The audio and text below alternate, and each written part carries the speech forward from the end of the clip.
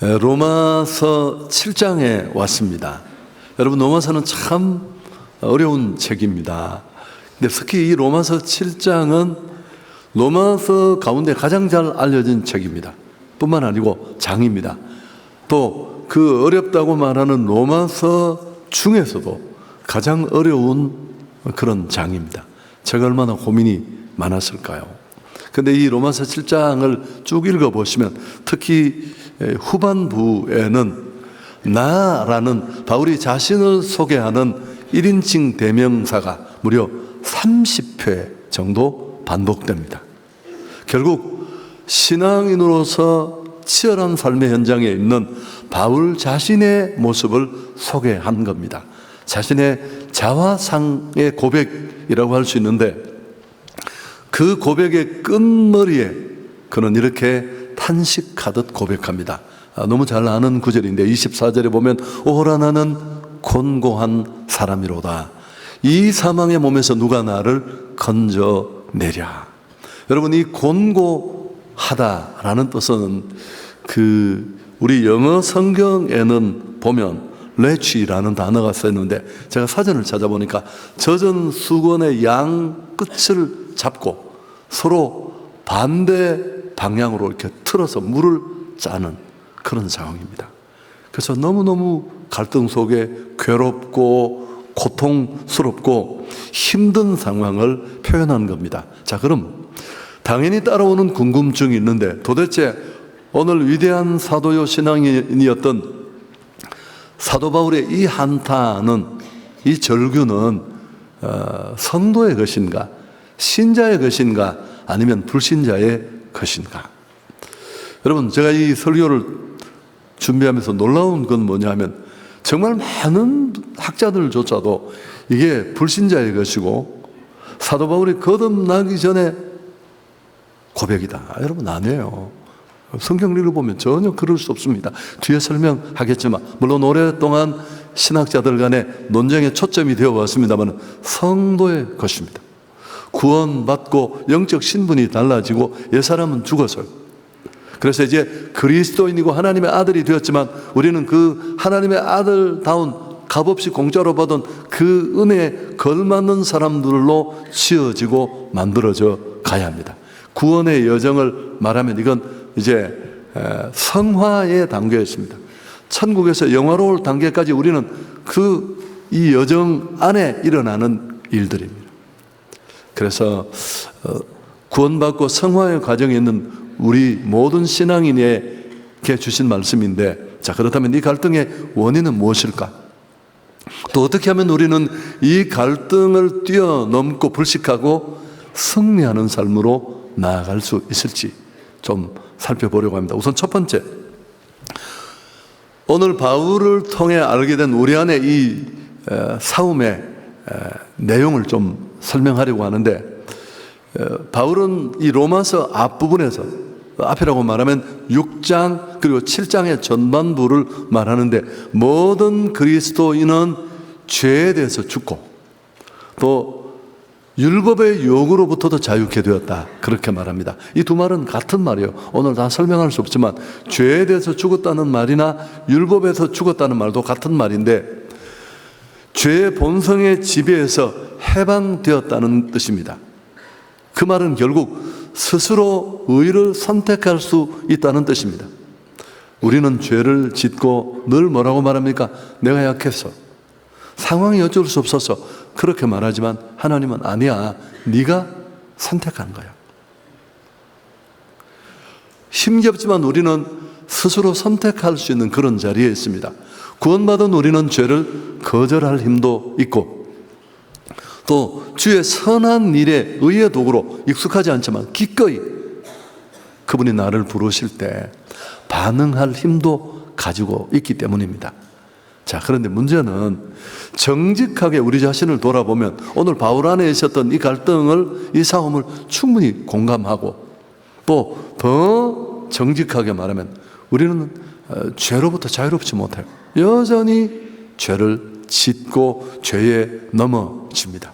자, 그럼 그 이유가 뭘까요? 죄에 대해서 죽었다면서, 또 율법으로부터도 자유했다고 하면서 그 이유가 무엇인지, 그 이유는 우리 안에 있는 이 갈등, 전쟁 때문인데, 바울의 좀 더 솔직한 고백에 우리가 한번 관심을 기울여 봅시다. 자, 18절, 19절인데 함께 읽습니다. 내 속 곧 내 육신에 선한 것이 거하지 아니하는 줄을 아노니 원함은 내게 있으나 선을 행하는 것은 없노라. 내가 원하는 바 선은 행하지 아니하고 도리어 원하지 아니하는 바 악을 행하는 도다. 여러분, 거듭나고 하나님의 영이 내 안에 오면 새로운 영적 자아가 있으면 그 새롭게 바뀐 영적 자아는 마음에 소원이 있습니다.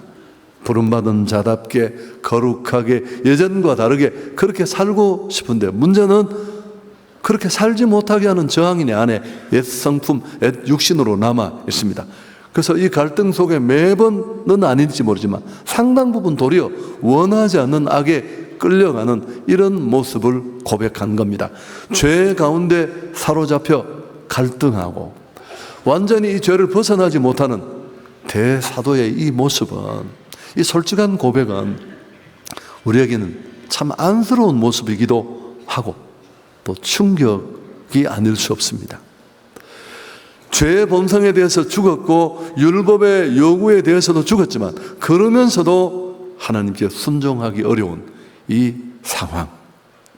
바울은 이런 갈등의 원인을 설명하기 위해서 자신 안에 일어나고 있는 한 싸움을 소개하는데, 좀 더 자세히 들여다보면 22절, 24절이 사실은 이 7장의 가장 핵심 내용을 담고 있는 구절인데 우리 역시 같이 한번 읽으면 좋겠습니다. 내 속사람으로는 하나님의 법을 즐거워하되 내 지체 속에 한 다른 법이 내 마음의 법과 싸워 내 지체 속에 있는 죄의 법으로 나를 사로잡는 것을 보는도다. 오라, 나는 곤고한 사람이로다. 이 사망의 몸에서 누가 나를 건져내랴. 거듭났지만 여전히 육신이라는 예전의 본성을 가진 육신이 내게 있고, 또 하나님으로 거듭난 이 새 성품, 이 둘 사이의 각축과 갈등인데, 문제는 뭘까요? 여러분, 이 육신은 우리가 너무 익숙한 거예요. 훈련이 필요 없고 맨날 살던 동네고, 조금만 방심하고 놓치면 언제 그 습성은 다시 재현돼요. 그래서 신앙 여정이 참 힘들어요.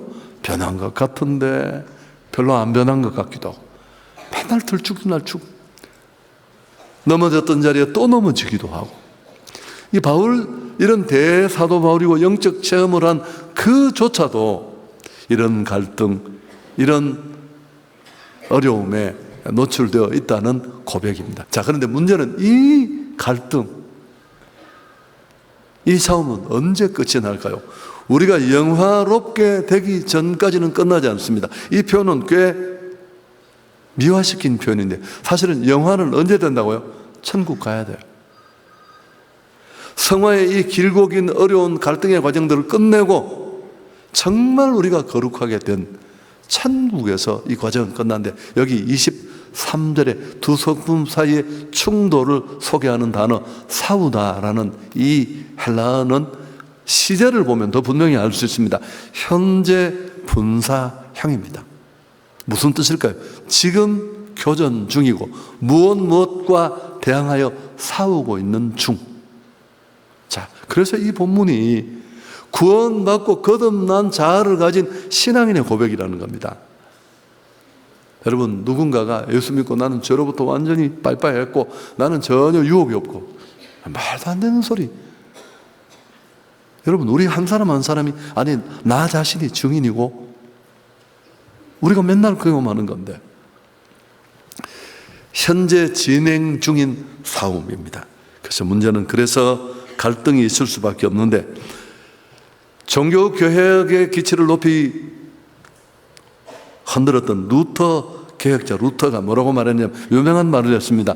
로마 교황보다 나는 내 자신의 마음을 더 두려워한다. 여러분, 그 시대 중세 교황이, 우리 세계사 배웠잖아요. 얼마나 막강한 권한을 가졌는지. 황제를 그냥 그 앞에 불러서 벌벌 떨게 하고, 일개 신부, 작은 개혁을 꿈꾸는 신부에게 그 교황이란 존재는 상상할 수 없는 존재인데 그 교황의 공포보다 두려움보다 자기 안이 마음이 더 두렵다고 한 이유도 바로 여기에 있습니다. 거듭난 신앙인들마다 각자 개인차가 있겠지만 우리 모두가 이 싸움에 휩쓸려 있습니다. 싸움이 있으니까 당연히 갈등이 일어나고, 전에는 한 가지 법밖에 없습니다. 죄의 법밖에. 그래서 종횡무진했고, 이제 거듭난 새로운 하나님의 자아가 내 안에 새 생명으로 와시니까 이 거슬리는 새로운 성품 때문에 충돌하는 겁니다. 자, 여러분, 이건 우선 그냥 본문을 읽으면 절망처럼 여겨지지만, 아니 자유가 무슨 이게 자유냐 싶지만, 사실 이 싸움이 있다는 건 긍정적으로 보면 무슨 뜻일까요? 내 안에 생명이 있다는 뜻인 줄 믿습니다. 전에는 죄와 사망의 법, 육신의 법밖에 나를 지배하지 않았어요. 갈등이 있을 이유가 없습니다. 가자고 하면 가는 거예요. 먹자고 하면 그냥 고하는 거예요. 그 사람과 속 사람이 꼭 같기에. 여러분, 불신자가 막 영혼의 문제로 갈등하는 거 본 적 있습니까? 난 못 봤습니다. 영적 필요, 기도하지 못한 아픔 때문에 고민하고 느끼고 그런 거 없습니다. 성도에게는 그런 갈등, 아픔이 있는 거죠. 기독인은 주일 예배 빼먹고 골프장에 가면 마음이 편할까요? 하나도 안 편합니다. 여러분, 죄를 지으면 그 죄에 주는 달콤한 쾌락은 있지만 행복할까요? 아니요, 행복하지 않습니다. 뭐 죄를 전혀 안 지으신 분들처럼 저는 잘 모르는 감정인데요. 여러분, 우리 예수 믿는 신앙인에게는, 믿는 사람 누구에게나 이 두 법이 존재하고, 사실은 이걸 심각하게 느끼는 성도가 저는 깨어있는 사람이라고 생각합니다. 설사 다시 죄에 넘어지고 반복된 죄에 쓰러지더라도, 밀리더라도 이 갈등, 오늘 바울이 솔직하고 고백하는 것처럼 죄로부터 완전히 자유하지 못한 그런 고백을 쏟아놓으며 주의하고 자신을 돌아보는 게 필요합니다. 속사람은 하나님의 법을 즐거워합니다. 그러나 그 사람은 죄의 법을 사모하고, 그래서 육신의 지체를 통해 역사하는 이 죄의 소욕이 끊임없이 속사람의 소원과 충돌하기 때문에 일어나는 갈등이고 싸움입니다. 이 전쟁으로 인한, 갈등으로 인한 고통 때문에 성도는 곤고합니다. 그래서 24절에 오라 나는 곤고한 사람이로다. 이 사망의 몸에서 누가 나를 건져내랴. 그렇게 단식 어린 고백을 한 것입니다. 여러분, 죄의 각성의식으로 깨달음은 있는데 정작 그렇게 살지 못하고 육체를 통제하고 이길 힘은 부족하고, 그러니 그 허허로움이 오죽하겠습니까? 현실과 이상 속에 그 갭이 클수록 갈등이 커지는 것처럼 참된 그리스도인들의 내적 갈등을 이렇게 생생히 묘사했습니다. 자, 이제 두 번째, 그렇다면 이 싸움에서 승리하는 방법이 뭘까요?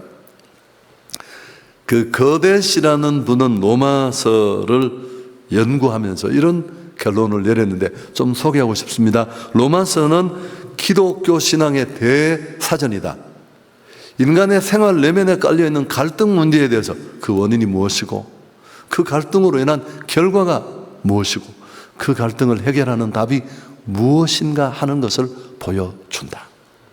로마서는 참 이해하기 쉽지 않은 책이지만, 또 상당히 신학적인 내용들을 다루고 있지만, 좀 더 깊이 찬찬히 들여다보면 실제적으로 우리가 고민하는 그런 이런 문제에 대해서 해답을 제공합니다. 자, 그렇다면 이 갈등에서 벗어날 해법을 찾아봅시다.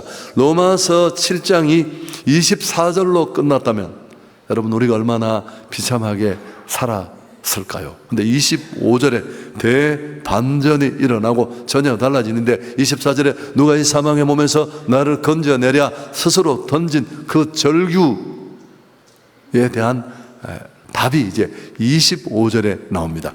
우리 주 예수 그리스도로 말미암아 하나님께 감사하리로다. 그런즉 내 자신이 마음으로는 하나님의 법을, 육신으로는 죄의 법을 섬기노라. 우리 주 예수 그리스도로 말미암아 하나님께 감사하다. 예수 그리스도를 통해 죄 문제를 해결하고 생명과 축복의 근원이 되신 하나님께로 가면 이 싸움, 이 갈등을 정리하고 승리할 수 있는 대안을 찾을 수 있다라는 뜻입니다. 그 하나님은 나를 도우실 수 있고 하나님은 하실 수 있다. 그런 고백인 줄 믿습니다. 하나님께 가면 가능합니다. 바울이 감사하고 있는 건 바로 그런 내용 때문입니다. 그래서 여전히 자신의 마음으로는 하나님의 법을, 육신으로는 죄법을 따를 수밖에 없고 또 그렇게 끌려가서 휘둘리는 경우가 다반사지만, 그러나 예수 그리스도를 통해 하나님께 가면 그 하나님은 나를 도울 수 있고 승리할 수 있다는 뜻입니다. 자, 근데 그러면서 로마서 이 7장은 8장으로 넘어갑니다. 8장 앞부분에 실제적인 내용들이 나오는데 복잡한데 좀 간략하게 설명하면 1절, 2절 보면 그러므로 이제 그리스도 예수 안에 있는 자에게는 결코 정죄함이 없나니 이는 그리스도 예수 안에 있는 생명의 성령의 법이 죄와 사망의 법에서 너를 해방하였기 때문이다. 여러분, 우리는 이제 정죄 의식으로부터 벗어납니다. 이 말은 좀 더 진전시키면 버림받지 않는다, 그런 개념이고, 오늘 우리에게 해당되는 이 승리의 내용이 8장 3절에 나옵니다. 같이 한번 읽습니다. 율법이 육신으로 말미암아 연약하여 할 수 없는 그것을 누가요? 하나님은 하시나니 곧 죄로 말미암아 자기 아들을 죄 있는 육신의 모양으로 보내어 육신의 죄를 정했다. 우리가 이렇게 늘 갈등 속에 신앙을 가지고 있고 하나님의 영을 마음속에 가지고 있지만 이 충돌성에 매번은 아니지만 늘 밀려 끌려가고 또 넘어지는, 별로 진전 없는 같이 여겨져서 지치고 곤고하고, 도대체 이거 진리 안에서 너희가 자유하다고 했는데 이게 무슨 자유인의 꼬리 모양이야, 그렇게 탄식하는 게 우리의 현실인데, 그렇지만 우리가 예수 그리스도를 통해 하나님 앞에 나아가면 성령 하나님의 도우심으로 우리가 이 전투에서 승리할 수 있다는 것을 분명히 말하고 있습니다. 율법의 육신으로 말미암아 연약하여 할 수 없는 것을 하나님은 하신다. 나를 바라보면 소망이 없지만 하나님을 바라보면 소망이 있는 줄 믿습니다. 여러분, 마귀는 어떻게 할까요? 구원받았는데도 죄를 너무 깊이 묵상하게 하고 그 죄의 무게만 잔뜩 강조해서, 제가 그래서 정죄하지 않는다는 얘기를 한 거예요. 정죄의식에 빠져서 침몰하게 하는 그런 못된 짓도 하니까 성령은 우리가 스스로 할 수 없는 일들을 우리를 위해서 행하시고 내 속에서 이루십니다. 8장 4절에 육신을 따르지 않고 그 영을 따라 행하는 우리에게 율법의 요구가 이루어지게 하려 하십니다. 이거 다 얼마나 소중한, 여러분, 이런 갈등 속에 있을 때 우리는 뒤에 정리하려, 첫째, 이런 갈등이 있다는 게 무슨 뜻입니까? 나는 구원받았고 내 안에는 하나님의 생명이 들어와 있다는 뜻인 줄 믿습니다. 그래서 이거는 확실한 증거예요. 이런 갈등이 있다는 것. 그리고 더 나아가서 이런 갈등이 있다는 걸 인지하는 건 내가 구원받았고 하나님의 영이 내 안에 있다는 뜻이고, 두 번째, 너무 편안하게 쉽게 따라가면 되지 않고 잘 분별해서 하나님의 소욕을 따라가야 하는데, 성령의 소욕을 따라가야 하는데, 그러려면 무엇보다도 성령의 이끌리심을 받는 게 매우 중요합니다. 육신을 따르지 않고 그 영을 따르는 게 중요한데, 이제 정말 중요한 표현이 8장 14절에 나와요. 한성교회 교회는 적어도 저한테 이게 한 50번 이상은 들었을 겁니다. 여러분, 성도의 삶은 한마디로 어떤 삶이냐? 로마서 8장 14절이 말합니다. 같이 읽습니다. 무릇 하나님의 영으로 인도함을 받는 사람은 곧 하나님의 아들이다. 제가 여러 번 물었던 기억나실 겁니다. 신앙생활이 무엇입니까? 라고 물으면 이걸 딱 한 문장으로 대답할 수 있어야 돼요. 여러분, 신앙생활은 교회에 오는 게 아닙니다. 그건 종교 활동 중에 하나예요. 생활이라는 말을 기억하십시오. 내 마음대로 살고 사고치고 헬프며 도와달라고 기도하는 것 안 하는 것보다 낫겠지만 건강한 신앙인의 모습 아닙니다. 신앙인의 모습은 그런 갈등이 있지만 그런 갈등을 뛰어넘어 진짜 나의 길을 아시고 내가 살아야 될 삶을 알게 할 뿐만 아니라 살 수 있는 힘도 주시고 능도 주시는 그 하나님의 인도를 받는 것. 아멘. 성령 안에서의 삶이고 성령을 의지하는 삶. 이게 성경이 말하는 신앙인의 삶이에요. 신앙생활은 예수 딱 믿고 죄하고는 완전히 아듀하고 죄 지을 생각도 나지 않고, 그건 말도 안 되는 얘기입니다. 그런 갈등이 육신을 가지고 있기 여전히 증폭되고 반복되지만, 그런 과정을 매번 이건 정상적이라는 걸 알고 육신을 따라가지 않고 성령을 따라가면서 하나님의 인도를 따라 그분을 의지하며 나아가는 삶, 그게 바로 신앙인의 삶인 줄 믿습니다. 여러분, 정말 바뀌기를 원하고 정말 새로워지기를 원합니까? 나의 의지는 힘이 없다는 것 인정해야 합니다. 그러나 하나님의 성령으로 분별하고 하나님의 영의 인도함을 받으면 승리하게 될 줄 믿습니다. 고린도서 3장 17절, 주는 영이시니 주의 영이 계신 곳에는 자유가 있느니라. 바울이 서술하는 이 비참한 자화상의 핵심이 무엇입니까? 인간은 구원받기 전에도 그랬지만 구원받은 이후에도, 여러분, 우리는 스스로 죄를 정할 수 없어요. 죄로부터 완전히 자유할 수 있는 존재가 아닙니다. 그래서 어떻게 해야 될까요? 늘 하나님의 영 가까이 있어야만 합니다. 여러분, 참 이 부분이 어려운 부분인데, 조지 뮬러 같은 분은 일평생 기도의 사람으로 살았습니다. 성경을 수백독 했지만, 그래서 조지 뮬러가 평생 좌우명으로 삼고 있었던 말이 뭐냐 하면, 앞서지 말자, 결코 앞서지 말자, 하나님보다 기도보다 성령보다 앞서지 말자. 신앙생활은 바로 이런 것입니다. 전투가 없는 삶, 그런 거 없어요. 제가 어떤 분을 상담했더니만 자신은 정말 육신의 정욕이 불처럼 일어나면 주체할 수가 없고 매번 휘둘리고 밀린대요. 목사님, 정말 자기 안에 이런 정욕이 안 일어나도록 기도를 좀 해달래. 제가 뭐라고요? 나도 쉽지 않고, 당신을 위해서 내가 기도해 줄 수는 있는데 내 기도가 응답되면 당신은 천국 가야 된다. 여러분, 이 땅에 살아가는 동안에 우리가 이런 정욕과 욕망으로부터 자유로울 수가 아니 없어요. 그게 신앙 여정인 줄 믿습니다. 아멘.